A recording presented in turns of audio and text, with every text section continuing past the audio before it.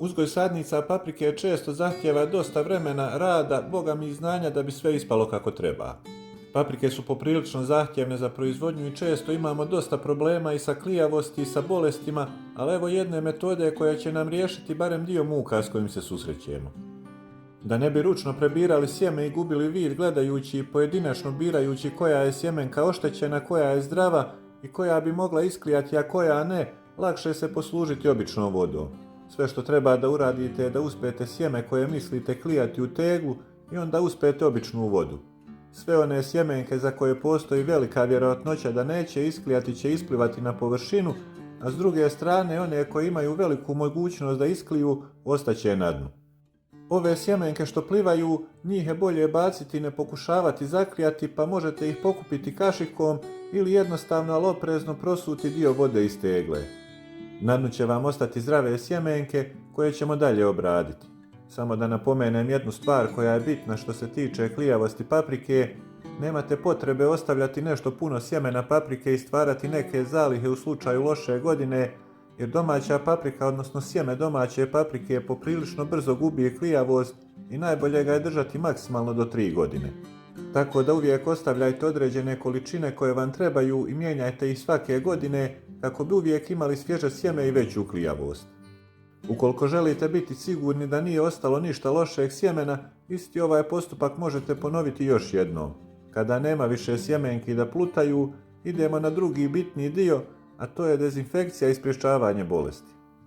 Ovdje će vam trebati preparat na bazi bakra i to jedna mala kaščica na litar vode. Boja preparata nije bitna i ne igra nikakvu ulogu, čak šta više obično su to preparati plave boje. Uspite jednu malu kašiku ovog preparata u litar vode sa sjemenkama i ostavite 20 do 30 minuta, ne više. Postoji i druge metode s drugim pripravcima i prirodni načini, ali evo dopustite da vam kažem šta se ovdje dešava. Većina možda i zna, preparati na bazi bakra štite od gljivičnih oboljenja, u ovom slučaju od nekih bakterijskih infekcija. Tako da dezinfekcijom u ovoj fazi eliminišete potencijalne uzročnike bolesti, posebno onih gljivičnih, osiguravate sadnicama zdrav početni rast i poboljšavate im opće stanje u početnim fazama rasta, kao i smanjenje stresa, što nije zanemarivo.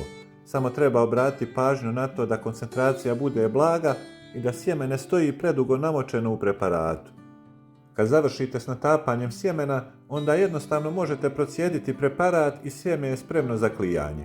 I ovdje valja napomenuti par stvari, pošto paprike sporo kliju, a samim tim i niču i treba im ponekad 10 do 14 dana i to u dobrim uslovima, mnogi se često prepadnu da im je propala sjetva.